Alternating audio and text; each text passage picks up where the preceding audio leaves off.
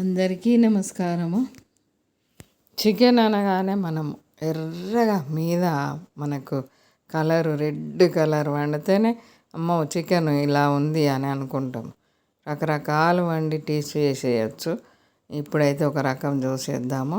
ఇలా చికెన్ తీయగానే ఐస్ ముక్కలు వేసేసుకొని దాంట్లో వాటర్ పోసేసుకొని కొంచెం సాల్ట్ పోసి ఒక 1/2 అవర్ పక్కన పెట్టేసుకోవాలి.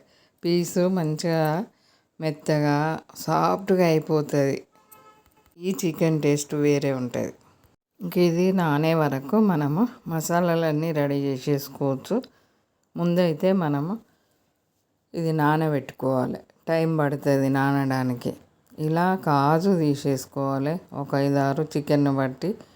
ఇంక ఇది 1/2 kg కంటే కొంచెం ఎక్కువ చికెన్ కాబట్టి మనము కొంచెము కాజు, గసాల, కొబ్బరి, కొంచెం సాల్ట్, ఏది పేస్ట్ చేసినా కానీ ఒక చిటికెడు సాల్ట్ వేసుకుంటూ పేస్ట్ చేస్తే మంచి టేస్ట్ ఉంటుంది.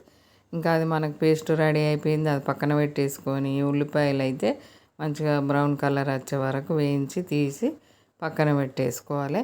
మళ్ళీ అదే ఆయిల్ కర్రీకి పనికొస్తుంది. ఇంక ఈ చికెన్లో నీళ్ళన్నీ పారబోసేసుకొని మనం చేసి పెట్టుకున్న మసాలాలన్నీ చికెన్లో వేసేసుకోవాలి.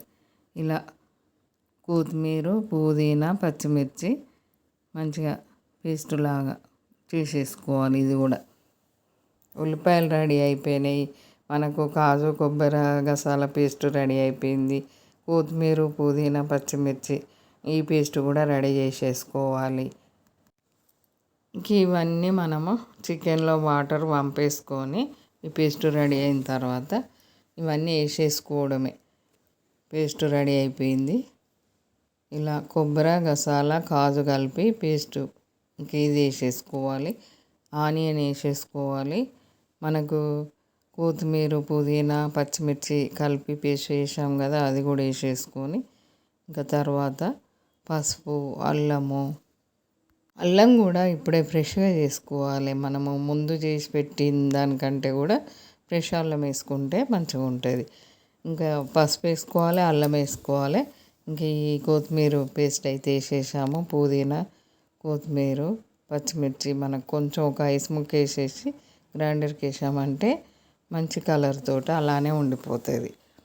ఇంకా అల్లం మనకు ప్రెషర్ కాబట్టి ఒక స్పూన్ సరిపోతుంది. తగినంత కారము, సాల్ట్ వేసుకోవాలి.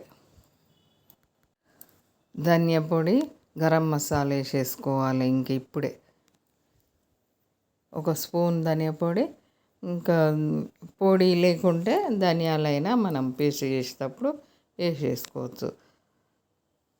ధనియా పొడి, గరం మసాలా వేసిన తర్వాత కొత్తిమీర, పుదీనా ఒక గుప్పెడు వేసేసి కొంచెం ఒక 3 స్పూన్ల పెరుగు వేసేసుకోవాలి. గడ్డ పెరుగు వేసి బాగా కలిపేసేయాలి. కొంచెం సేపు మంచిగా కలుపుకుంటూనే ఉండాలి. ఒక 2-3 నిమిషాలు మంచిగా కలిపేసేయాలి. అంతా కలిసేలాగా మంచిగా కలిపేసి ఒక 15 నిమిషాలైనా నానబెట్టేసుకోవాలి. మళ్ళీ ఇవన్నీ కలిపిన తర్వాత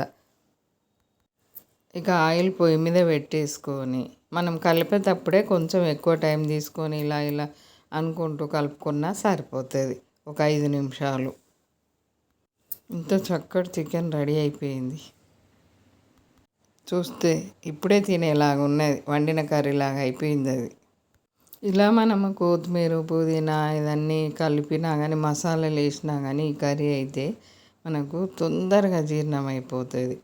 ఇలా ఆయిల్ పొయ్యి మీద పెట్టేసి 1 స్పూన్ జీలకర్ర వేసేయాలి. 1 ఇలాచి, 1 లవంగా, చిన్న పట్ట ముక్క వేసేసి అలా తాలింపు వేసామా అంటే వేసామన్నట్టుగా. జీలకర్ర అయితే తప్పనిసరి 1 స్పూన్ వేసుకొని అది మంచిగా చిటపట ఆననియాలి, వేగనియాలి. వేగిన తర్వాత ఈ కలిపి పెట్టిన చికెన్ అంతా వేసేసుకోవాలి. ఇంకా దీంట్లో ఏం లేదు, కలిపి మంచిగా మూత పెట్టేసి ఓ 10 నిమిషాల వరకు అలా వదిలేయచ్చు. మంచిగా ఉడికిపోతుంది. ఒక 2 సార్లు కలిపితే సరిపోతుంది. ఇంకా ఇలా ఉడికిపోయింది. దాంట్లోనే నీరు ఊరుతుంది. మనం కలిపి పెట్టాం కాబట్టి ఆ గుజ్జుతోటి చికెన్ మంచిగా ఉడికిపోతుంది. నాని ఉన్నది కదా, తొందరగా ఉడికిపోతుంది. పీసు కూడా డిఫరెంట్ ఉంటుంది. ఇంక ఇష్టం ఉన్న వాళ్ళు ఇలానే మనకు దగ్గర పడ్డాక ఇంకేం లాస్ట్ వరకు ఏం వేసుడు ఉండదు. ఇక అన్నీ వేసేసాం, ఏం వేయని అవసరం లేదు. ఇంకా ఇలా అయిన తర్వాత ఇలా కూడా తినేయచ్చు. లేకుంటే ఇంకా కొంచెం ఎక్కువ గుజ్జు కావాలనుకుంటే మనకి ఇదంతా మసాలా రెడీ చేసిన కొంచెం వాటర్ ఉన్నాయి, అవి అయితే ఇప్పుడు మేము వేసేస్తాము. గుజ్జు సరిపోతుంది. అది పోసిన తర్వాత ఒక ఉడకనిచ్చేసి స్టవ్ ఆఫ్ చేసుకుంటే మనకు మంచి టేస్టీ కర్రీ రెడీ అయిపోతుంది. కొంచెం గుజ్జులాగా ఉంటుంది మంచిగా. ఇలా వేసుకుంటే బాగా వేసుకొని అవసరం ఉండదు, ఒక్కసారి లేచి ఉడికితే సరిపోతుంది. ఎప్పుడు ఎర్రటి చికెన్ కాకుండా ఇలా మంచి గ్రీన్ కలర్ కొంచెం మంచి ఫ్లేవర్లతోటి టేస్టీ చికెన్ అయితే రెడీ అయిపోయింది. ఈ వీడియో కనుక నచ్చినట్టయితే లైక్ చేయండి, షేర్ చేయండి, సబ్స్క్రైబ్ చేయండి. మీకు ఎలా వచ్చిందో కామెంట్